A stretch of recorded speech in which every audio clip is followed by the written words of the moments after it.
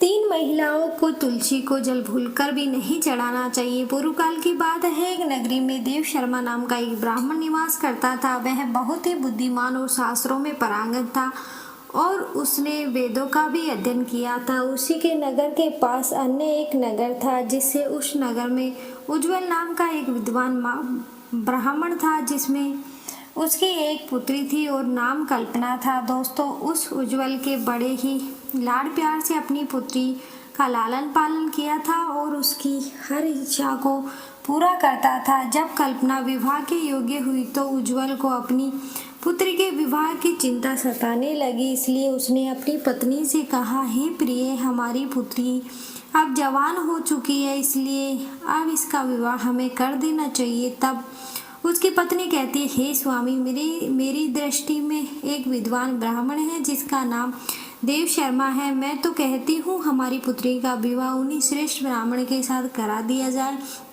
उनके साथ विवाह करके हमारी पुत्री सुखी जीवन व्यतीत करेगी। जब उज्ज्वल कहता है, हे प्रिय, तुम ठीक कहती हो, मैंने भी देव शर्मा जी के विषय में बहुत सुना है। हम हमारी पुत्री का विवाह उन्हीं के साथ करेंगे। मैं कल ही उनके पास अपनी पुत्री के विवाह का प्रस्ताव लेकर जाता हूँ। दोस्तों, फिर उज्ज्वल अपनी पुत्री के विवाह का प्रस्ताव लेकर देव शर्मा के घर पर जाता है तो उन्होंने देखा कि देव शर्मा घर में अपने माता पिता की सेवा कर रहा होता है। जब उज्ज्वल देव शर्मा को अपने माता पिता की सेवा करते देख उनको बड़ा आनंद होता है और वह सोचता है कि अरे वाह, यह ब्राह्मण पुत्र तो कितना महान है, यह तो बड़े ही प्रसन्नता से अपने माता पिता की सेवा कर रहा है। जब उज्ज्वल को देव शर्मा द्वार पर खड़ा देखता है तो उनका स्वागत करता है और कहता है, हे प्रभुवर, पधारिए, आपका स्वागत, कहिए मैं आपकी किस प्रकार से सहायता कर सकता हूँ। देव शर्मा का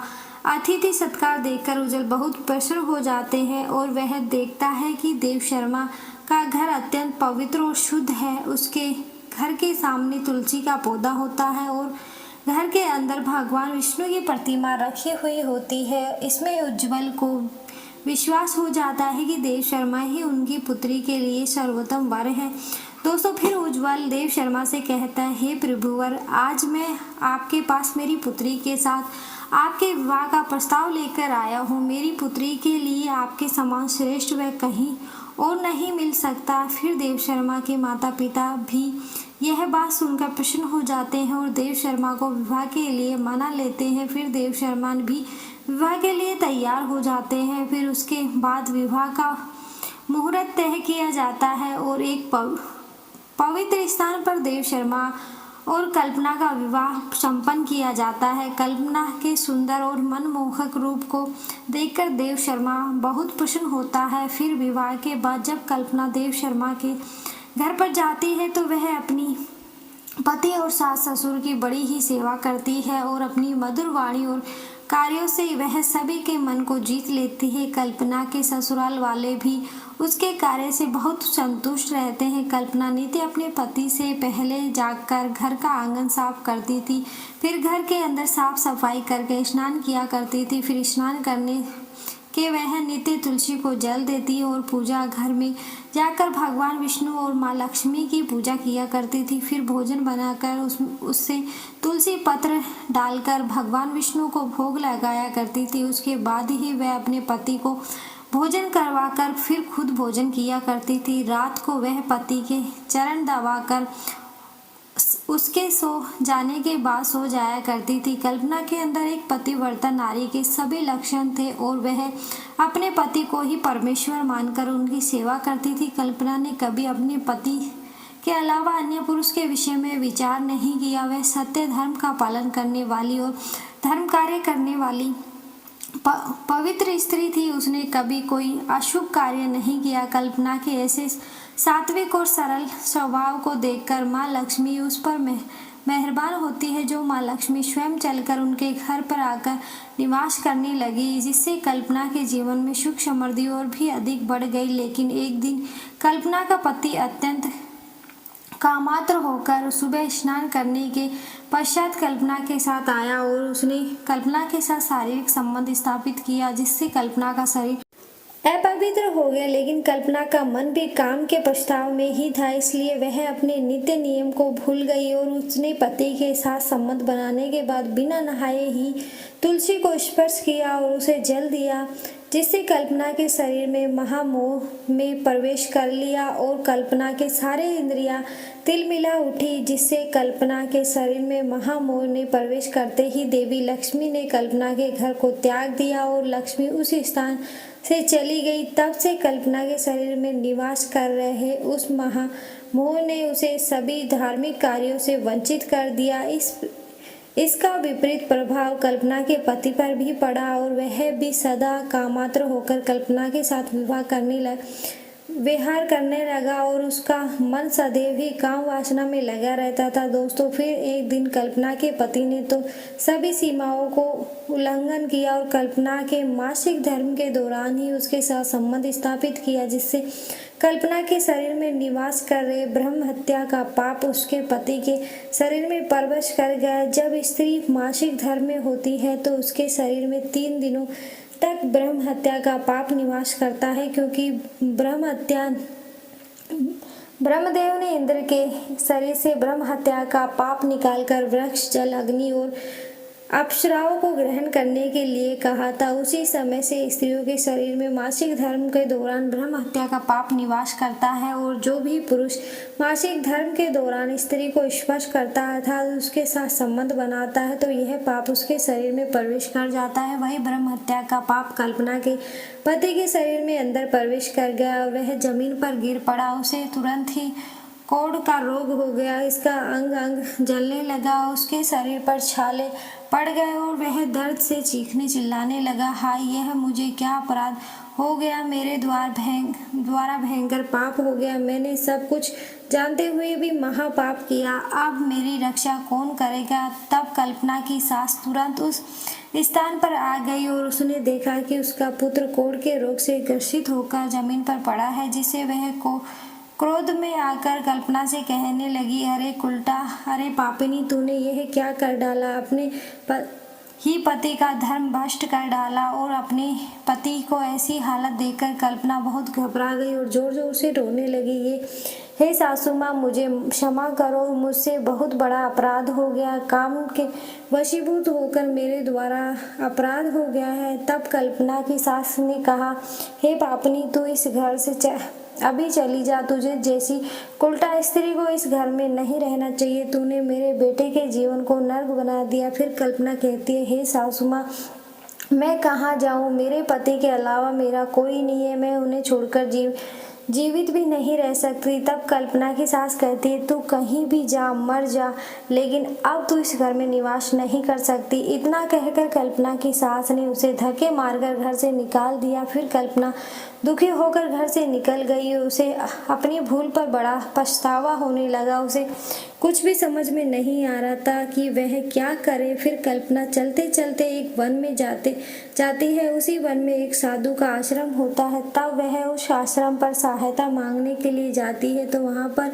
कोई भी नहीं होता। कल्पना उसी आश्रम में जाकर बैठ जाती है और अपने दोस्त के विषय में सोचते हुए दुखी होने लगती है। फिर कुछ समय बाद एक ऋषि उस आश्रम पर आते हैं जिनका वह आश्रम होता है। तब वे ऋषि एक स्त्री को अपने आश्रम पर दुखी बैठा हुआ देखते हुए आश्चर्यचकित हो जाते हैं और पास जाकर उस स्त्री से पूछने लगते हैं, हे कल्याणी, तुम कौन हो और किस कारण से इस स्थान पर अकेली बैठी हो? तुम्हारे दुख का क्या कारण है? तब वह स्त्री कहती है कि मुनिवर, मेरा नाम कल्पना है, मेरे द्वारा घोर पाप हो गया था, उसी कारण से मैं अपने परिवार से बिछड़कर इस स्थान पर आई हूँ। दोस्तों, फिर वह ऋषि कहते हैं, हे देवी, यह क्या कर रही हो तुमने कौन सा पाप किया है, मुझे विस्तार से बताओ, मैं तुम्हारी कोई सहायता कर सकूं तो प्रयत्न अवश्य करूंगा। तब कल्पना कहती है, हे मुनिवर, मेरे द्वारा घोर पाप हो गया। मासिक धर्म के दौरान मैंने पति के साथ संबंध बनाया, इसी कारण मेरे पति कोढ़ रोग से ग्रस्त हो गए और दुख भोग रहे हैं। फिर ऋषि कहते हैं, बेटी तुम चिंता मत करो, तुम्हारे द्वारा जो पाप हुआ है उसका प्रायश्चित करो, तुम्हें पाप से मुक्ति मिल जाएगी। तुम इस आश्रम में बैठकर भगवान विष्णु की पूजा करो, तुलसी को नित्य जल दो और गौ माता का सेवा करो, तुम्हारा पति जल्द ही ठीक हो जाएगा। फिर वह कल्पना वहीं पर उस आश्रम में रहकर भगवान विष्णु की नित्य पूजा पाठ करने लगती है। रोज स्नान करके वह ब्रह्मचर्य का पालन करते हुए तुलसी को जल चढ़ाती है और तुलसी के पत्र डालकर भगवान विष्णु को भोग लगाती है। फिर गायों को चारा डालती है, उनकी सेवा करती है। दिन भर वही भगवान विष्णु की मूर्ति के आगे बैठकर भगवान विष्णु की भक्ति करने लगती है। दोस्तों, इस प्रकार से 1 वर्ष बीत जाता है। भगवान विष्णु कल्पना की दुष्ट निष्ठा और भक्ति से अत्यंत प्रसन्न हो जाते हैं और कल्पना को साक्षात दर्शन देते हैं। भगवान विष्णु को साक्षात अपने सामने खड़ा देखकर कल्पना उन्हें बारंबार प्रणाम करने लगती है। तब भगवान विष्णु कल्पना से कहते हैं, हे पुत्री, तुमने बड़ी ही श्रद्धा से और भक्ति भाव से मेरी आराधना की है, इसलिए अब मैं तुम पर प्रसन्न हूँ। कहो तुम्हारी क्या कामना है। तब कल्पना कहती है, हे प्रभु, कृपया करके मुझे बताइए कि किस दोष के कारण मेरे अंदर काम का वास हो गया, जिस कारण से मेरे द्वारा घोर पाप हुआ और मेरे पति को कोढ़ का रोग हो गया। तब भगवान विष्णु कहते हैं, हे पुत्री, अब तुम ध्यान से सुनो, तुम्हारे द्वारा अनजाने में ही एक पाप हुआ था, जिसके कारण से तुम्हारे अंदर महामोह में प्रवेश कर लिया था। एक दिन तुमने अपने पति के साथ संबंध बनाने के बाद बिना स्नान किए ही तुलसी को जल दिया था। पति पत्नी जब प्रति क्रिया करते हैं तो उनका शरीर अपवित्र हो जाता है। ऐसी अवस्था में तुलसी को कभी स्पर्श नहीं करना चाहिए। तुलसी लक्ष्मी का रूप होती है। तुमने अपवित्र अवस्था में ही तुलसी को जल अर्पित किया, जिसके कारण देवी लक्ष्मी तुम्हारे घर को त्याग कर चली गई।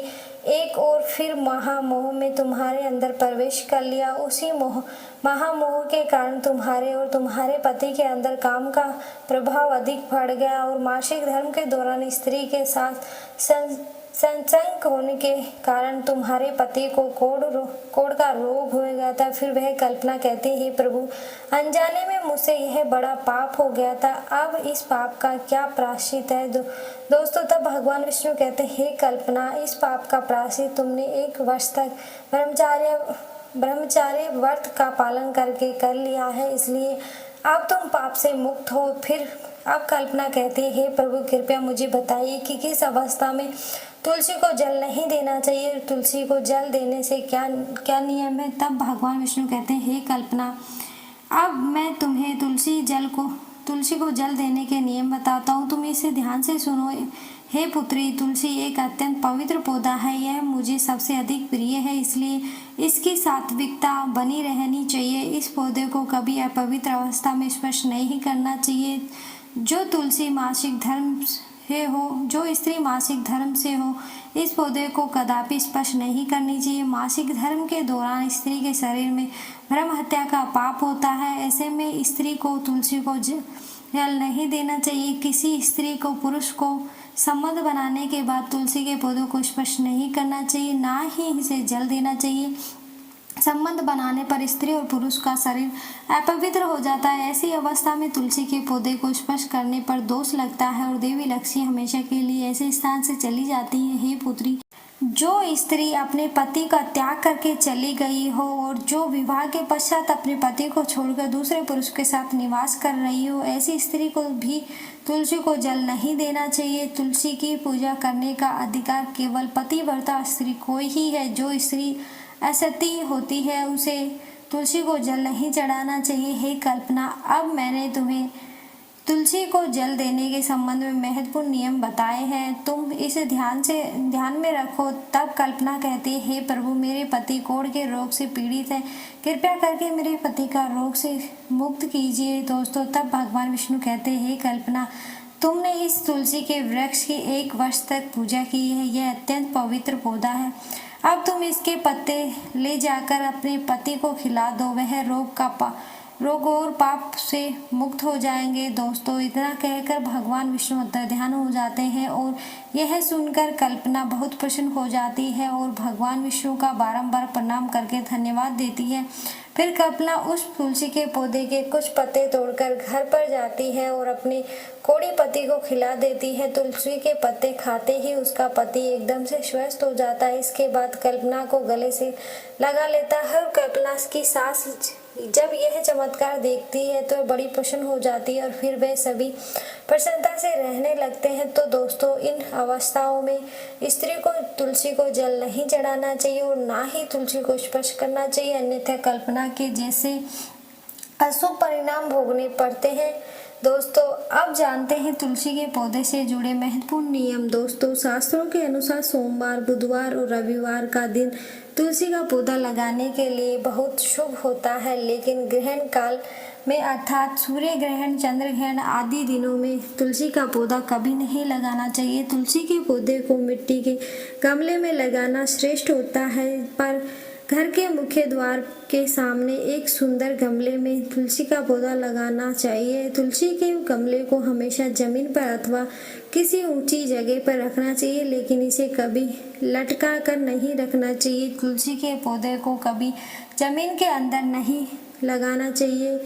जमीन में लगाने से तुलसी का पौधा अपवित्र हो जाता है और साथ ही इसका आकार भी बहुत बड़ा हो जाता है, जिससे इसकी पूजा करने में परेशानी होने लगती है और लोग इसकी टहनियाँ तोड़ने लगते हैं। इसके अलावा ध्यान ना देने पर पशु इसे नुकसान भी पहुंचा सकते हैं। तुलसी का पौधा लगाने के लिए उत्तर पूर्व और पूर्व दिशा ही श्रेष्ठ मानी गई है। इसमें उत्तर पूर्व दिशा अत्यंत शुभ होती है। इस दिशा में तुलसी का पौधा लगाने से घर का वातावरण सकारात्मक बनता है और शुभ परिणाम प्राप्त होते हैं। अगर तुलसी का पौधा आंगन में लगाया जाए तो यह बहुत ही शुभ होता है। तुलसी का पौधा कभी दक्षिण दिशा में कभी नहीं लगाना चाहिए। आग्नेय दिशा है, इस दिशा में तुलसी का पौधा रखने से जल्दी सूखने लगता है और तुलसी का पौधे को कभी अंधकार में नहीं रखना चाहिए। शाम के समय इसके पास दीपक जलाना चाहिए। इसके अलावा तुलसी के पौधे को चुनरी